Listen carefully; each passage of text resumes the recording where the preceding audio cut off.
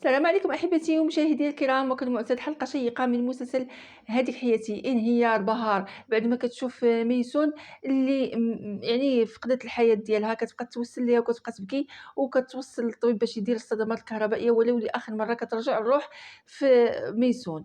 جوليا اللي كترفض ترجع مع محمود أمير للفيلا ديالو. يعني عودة ميسون للحياة، شنو كيوقع ما بينها وبين دنيا، وعلاش دنيا صرفقت بهار، ومجموعة من الأحداث اللي غتشاهدوها في هاد الحلقة هادي. ما تنساونيش البنات من لي جيم، كثروا ليا من لي جيم، وراني حطيت لكم الحلقات بالارقام وبالتتابع كما طلبتوا مني. المهم البنات بلا ما نطول عليكم ندخل مباشره لتفاصيل الاحداث. وكالمعتاد اخر مشهد من الحلقه السابقه، بهار اللي كترجع من قبرص ولغات الرحله ديالها اللي كانت غتمشي هي وانيس لسويسرا. كتدخل المستشفى، كتمشي مباشره للمستعجلات، كتسمع الطبيب اللي تيقول صافي المريضه ديالنا راه توفات. بهار كتنهار، كتبقى تبكي وكتقول لها ميسون ما يمكنش، انت باقا صغيره. عافاك ميسون لما فيقي. ميسون اللي كانت غاده كتشوف راسها في داك الحلم، يعني بحال راها غاده كتموت، يعني غاده في داك الطريق ديال الممات وفي واحد الغابه. كلشي كان منهار على برا وكان تيبكي. بهار اللي كانت مصدومه وبقات فيها ميسون كتنوض عند الطبيب كتقول لي شوف ديروا شي حاجه، الله يخليكم ولا ما ديروا شي حاجه. انا متاكده انها كتسمعنا، الله يخليك. كنت توسل للطبيب، الطبيب تيقول لها صدقيني راه حنا درنا كل ما بجهدنا. قالت ليه لا، ما درتو والو، انا راه عارفه كتسمعنا، انت ما غتخسر والو، عاود دير ليها صدمات الكهربائيه، راها كتسمعنا، انا عارفه كتسمعنا. الطبيب شاف تاعيا هو يقول لهم يلا شحنوا يعني صدمات كهربائيه على 300، كيدير ليها الصدمات الكهربائيه لاخر مره الميسون، ولكن النبض ما بغاش يرجع الميسون. بهار بقات كتبكي، والطبيب اللي كان طالع عليه الدم وما كانش بغا يعني ديك الحاله تكون فيها المريضه ديالو. النبض ما بغاش يرجع، وكلشي كان متوتر على برا، وكلشي كان تيبكي، وكلشي كان منهار. بهار كتقرب من ميسون وكتجلس حداها، كتبقى تبكي وكتقول ليها لا ميسون ما تمشيش، باقي الحال عليك اختي، ما يمكنش تموتي. وكانت كتبكي وكتمنهاره وكتقول لها قدامك حياه اللي هي طويله تعيشيها، هذيك راه حياتك. كانوا الاطباء والفراميه كلهم كيشوفوا في بهار وهي كتقول لها عافاك، هذيك راه حياتك غتعيشيها. انا عارفك بانك كتسمعيني يا ميسون، خاصك تنوضي، حنا كاملين كاينين دابا هنا كنتسناوك. الله يخليك يا ميسون، ما تخليش الاب ديالك، ما تخليش الام ديالك. وبقات كتوسل الميسون اللي كانت ديك الوقيته غاده في ديك الطريق، شويه كتسمع بهار اللي كتكلم معها عافاك ميسون ما تمشيش، عافاك ما تخلينيش. كيرجع النبض الميسون ديك الوقيته. الطبيب اللي تيفرح، وبهار كذلك اللي كتفاجئ ملي كتشوف ميسون ولات كتنفس، كتبقى تبوس ليها في الكتف ديالها. ديك الوقيته كيدخلوا الاطباء وكيدخلوا الفرامليه كيعطيوها الحقن، وتيبقى يقول لهم الطبيب يلاه زيدوا الحقن زيدوا الحقن، خاصنا نهتموا بها. ميسون اللي رجعت للحياة، وبهار اللي كانت فرحانة وكتقول لها اختي انتي رجعتي، وكانت فرحانة كذلك. حتى الطبيب ملي رجعت لها الحياة كان تيشوف التلفازة ديال القلب وكان يعني فرحان. الطبيب كيجي عند بهار تيقول لها الله يخليك سمحي لينا، عافاك خصنا نهتموا دابا بالمريضة ديالنا، خرجي وتسناي على برا. كتخرج بهار، كتبقى بقاو يشوفوا فيها شويه، كتقول لهم راها رجعات ليها الحياة. كلهم كيفرحوا، كلهم والدموع في عينيهم كيتعانقوا، وسلطانه كتعنق بهار وكيشكروها. محمود امين اللي تيجيو تيعنقوا بهار لا هو لا ميرفت، وتيقولوا الحمد لله على سلامتها، وكلهم كانوا فرحانين. وكان واحد الجو اللي مؤثر. دنيا اللي كانت في الغرفه ديال جوليا وكتصل بمحمود امين وما كانش تيجاوبها، كتقول فايزه واش عارفه خويا اين مستشفى اللي فيها ميسود اللي مشى ليها. قالت لها هو عطاني العنوان. قالت لها دنيا شوفي انت غتبقاي في الجانب ديال جوليا، الا سولات عليا قول لها راه خرجت غير تشم شويه الهواء، عندها كتقول لها شي حاجه. قالت لها فايزه علاه انت فين غاده؟ قالت لها انا غادي نمشي نجيب خويا فايزه. وملي تفيق جوليا قولي ليها راه مشات تجيب محمود امير. قالت لها فايزه واخا ممكن. دنيا كتعصب على فايزه كتقول لها واش ما تعرفيش تسكتي؟ كيفاش كتقولي لي ممكن؟ تنقول لك سدي فمك ما تقولي حتى حاجه. قلت لك قولي ليها راه مشات تشم الهواء. غننتقلوا احبتي المستشفى اللي فيها ميسون. صالح اللي تيقول نجلاء على سلامه ميسون، كتقول ليه الله يسلمك شكرا لك صالح. كيقول لها شتي الحياه غريبه ياك نجلاء، هانتي حنا اليوم حنا كاينين، ولكن غدا ما غاديش نكونوا. الانسان خاصو ما يحزنش وما يضيعش الفرصه، ويفكر في الانسان اللي كيبغي، وخاصو يعانقوا بالزربه. نجلاء اللي جات الضحكه لان صالح كان تينوي ان نجلاء غادي تعانقوا، ويقول لها ياك كلامي صحيح، وهي تقول ليه نجلاء انا كنشكرك على كل شيء يا صالح، شكرا لك بزاف. وكانت غالبه الضحكه. قال لها المهم انا غادي نمشي بلا ما نعرقلكم، الا احتاجيتي شي حاجه اتصلي بيا. قالت لي نجلاء صافي واخا كون هاني، الا احتاجيتي شي حاجه غنتصل بك اصالح. ساكنه اللي مشيت عند الياس، قالت لي نوضه الياس وغتجيبو عند بهار لان بهار ما كانتش تتكلم معاه. ملي قربت لبهار قالت لها الله يرضي عليك يا بنتي، الله يعطيك ما نويتي في خاطرك، وبقات كتشكر سكينة حتى أنيس. إلياس اللي قال لها شكرا لك بنتي.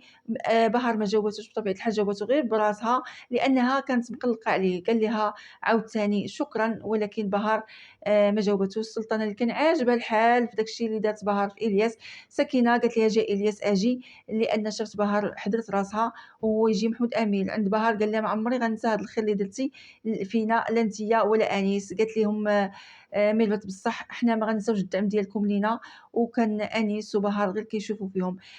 ميسون اللي كانت الطبيب تيعطيها الحقن وكان تيقول للممرضة زيديها كل مرة حقنة. وملي خرج كيسولو محمود امين تيقول لي شنو الوضع ديال بنتي، كيقول لي بصراحه حنا ما كناش متوقعين هذه النتيجه، كنا فقدنا الامل وحاولنا مره اخرى بعد ما جات اختها واصرت علينا وراها رجعت الحياه.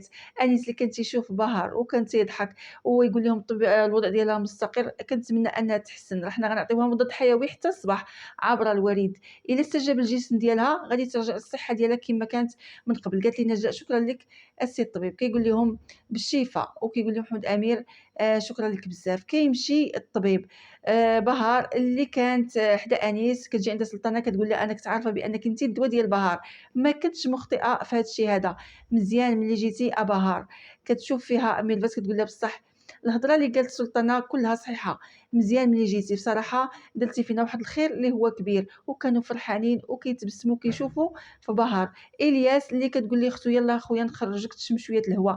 اسماعيل اللي كان جاه الاتصال وكيجي عند انيس كيقول لي انيس حنا غادي نمشيو، كيف ما كتعرف عندنا الخدمه خاص نمشيو، لو وقعت شي حاجه بخصوص ميسون اتصلوا بيا وخبروني. كيقول لي انيس واخا بطبيعه الحال، ولكن قبل ما تمشيو خاصنا نمشيو نشربوا واحد الفنجان ديال القهوه. حتى بهار راه محتاجه انها تنفس شويه وترتاح. قال لهم اسماعيل واخا ممكن.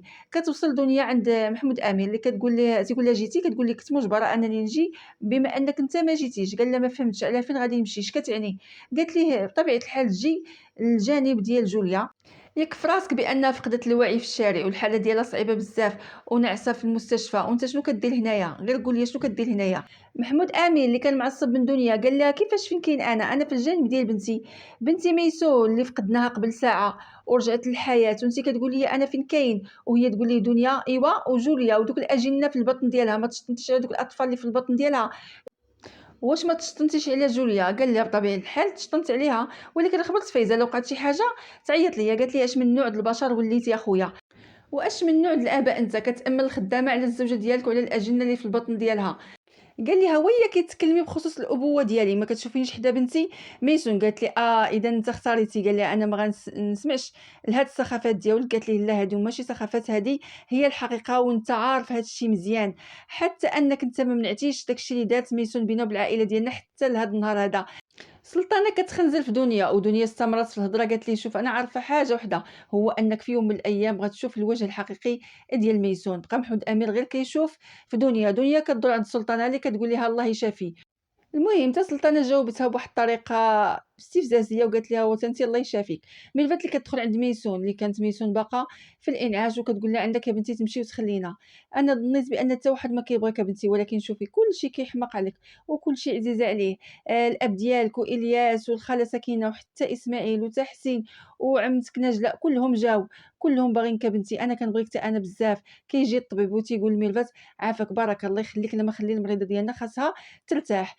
انتقلوا احبتي لعند جوليا اللي كانت في الغرفه ديالها. حتى كيجي محمود امير لعندها المستشفى اللي كانت ناعسه فيها.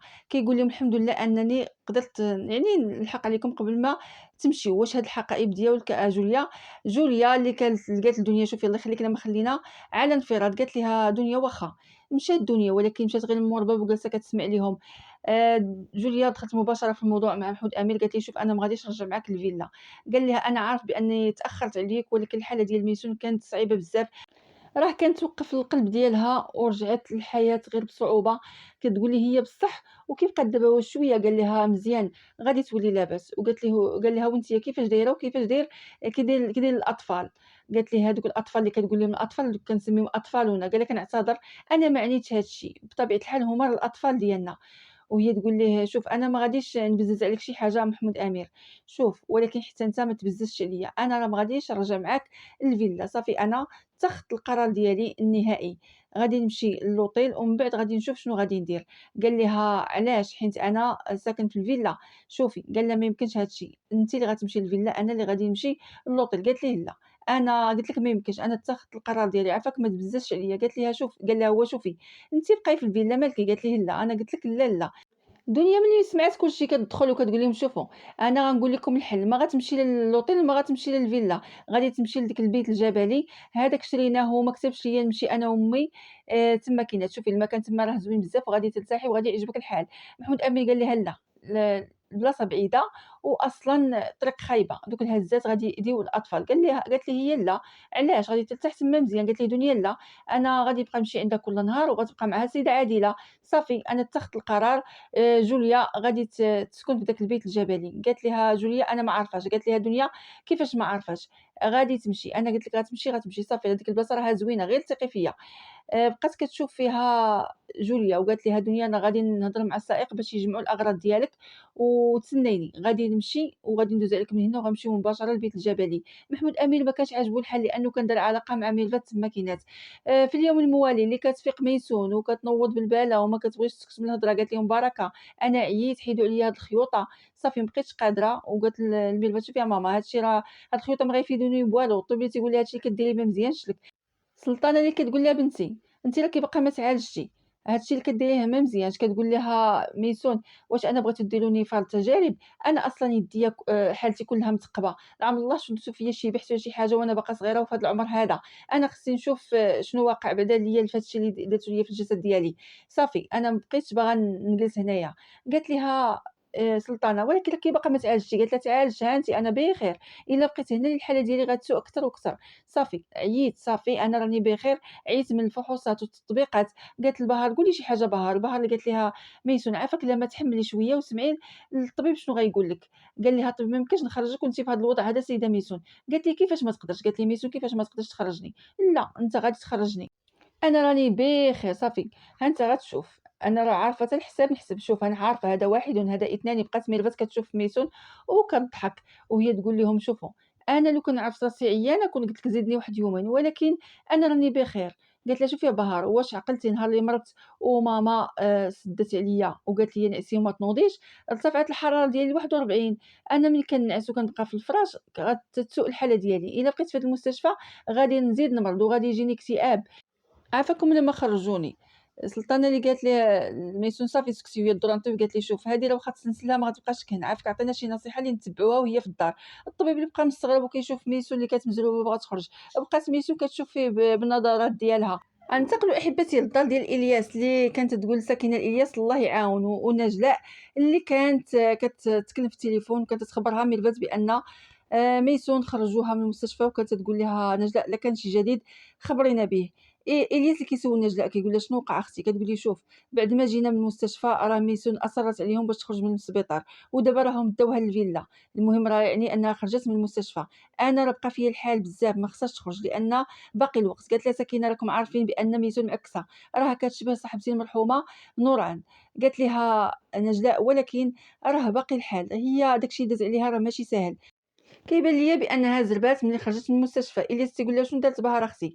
واش مشات معاها للفيلا؟" قالت ليه نجلة: مشات معاها، راها دابا في الجانب ديالها." شفتي يا خويا بهار باتصال واحد جات كتجري وما فرطتش في خوتها ميسون، وشنو قالوا الناس زمان: واخا تغدر خوك واخا تأذيه هو تيحضنك وهو تيغلبك على الافعال ديالك. وهذا المثال كينطبق على ميسون وبهار. كوثر اللي كانت تخوي لهم اتاي، ساكنه اللي كانت تضحك عفوا وقالت لها: "يسلم فمك." وهي تقول ساكنه: "شوف بما ان الامور كلها تحلات وحلينا حتى مساله الكروسه باش نديروا الكفته، غادي ندير واحد الصدقه وغنذبح الدجاجه." الياس تيقول لها: "اختي شنو هي مسألة الكفتة؟" قالت لي: "خويا نسينا ما خبرناكش، بداك الشيء اللي كان وقع لميسون صراحة ما قدرنا نقول لك والو، فكرت أنا والبنات باش غادي نديرو كروسة ونبقاو نبيعو الكفتة والخبز في السوق." قال ليها: "منين خرجتو بهاد الخدمة هادي؟" قالت لي: "شوف علاش غنبقاو جالسين، نمشيو نخدمو ما فيها حتى شي بأس." قال لها: "أختي أنا اللي غنمشي نخدم، أنا غنقلب على خدمة من اليوم غنمشي." قالت لي: "شوف إلياس هاد الخدمة اللي غنديرو ديال الكفتة والخبز غنخدمو فيها كاملين، أنت وأنا وسكينة وكوثر، ونتعاونوا نربحوا الأموال بالعرق ديال الجبين ديالنا، غادي نحزموا راسنا ونجمعوا الفلوس."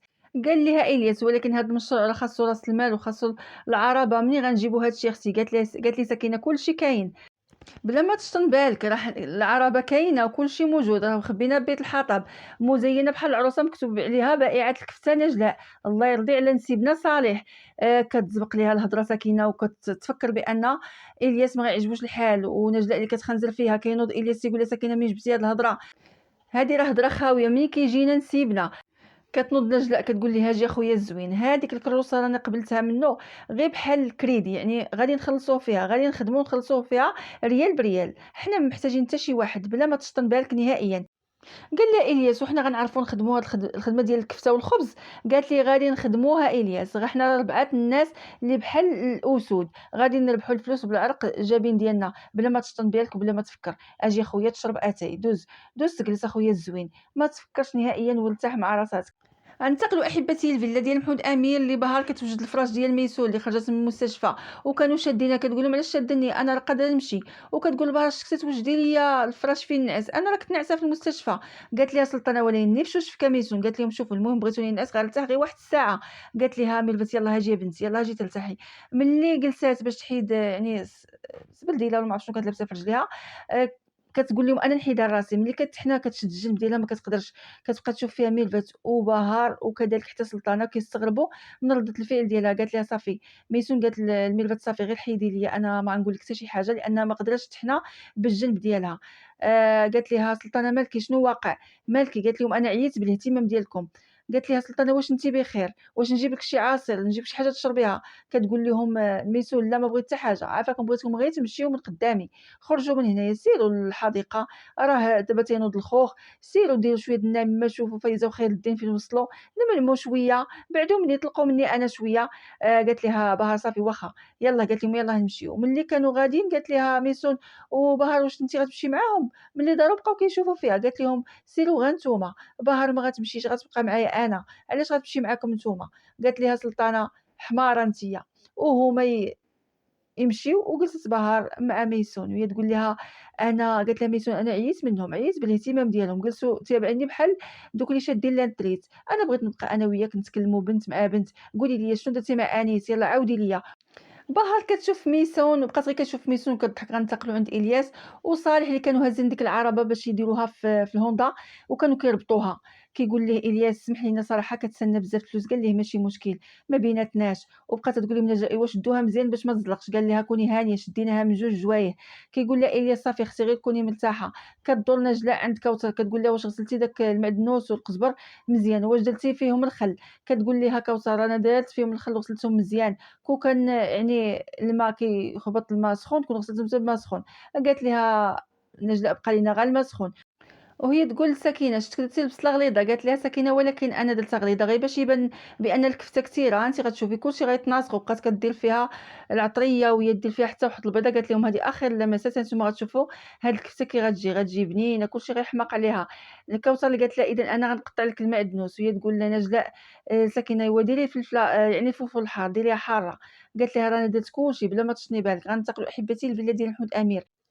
ميرفت اللي مشات عند السلطانة باش تعتذر منها بقات كتشوف في الجهة اللي كانت طاحت منها جوليا، وديك البلاصة كان مدفون فيها باها وهي ما كانتش عارفة. السلطانة اللي شكات ملي مشات عندها هبطت عندها بقات كتشوف حتى هي في الجهة اللي مدفون فيها الأب ديال ميرفت. وهي تقول لها: "دخلي." قالت لها ميرفت: "لا، أنا بصراحة حشمت، ما عرفتش شنو غنقول لك، أنا كنتأسف على التصرفات ديالي اللي درت معاك في المستشفى." قالت لها سلطانة: "أنا عارفاك بأنك كنتِ كتألمي بزاف، أنا ما بقاش فيا الحال." قالت لها ميرفت: "ولكن أنا صراحةً بقى فيا الحال لحقاش بنتي عاد لقيتها مؤخرًا وخفت عليها بزاف، يعني ما ديش عليا، أنا راني أم." هي تقول لها سلطانة: "أنا أكثر وحدة كنفهمك." وهي تقول لها ميرفت: "علاه أنتِ كانوا عندك أطفال؟"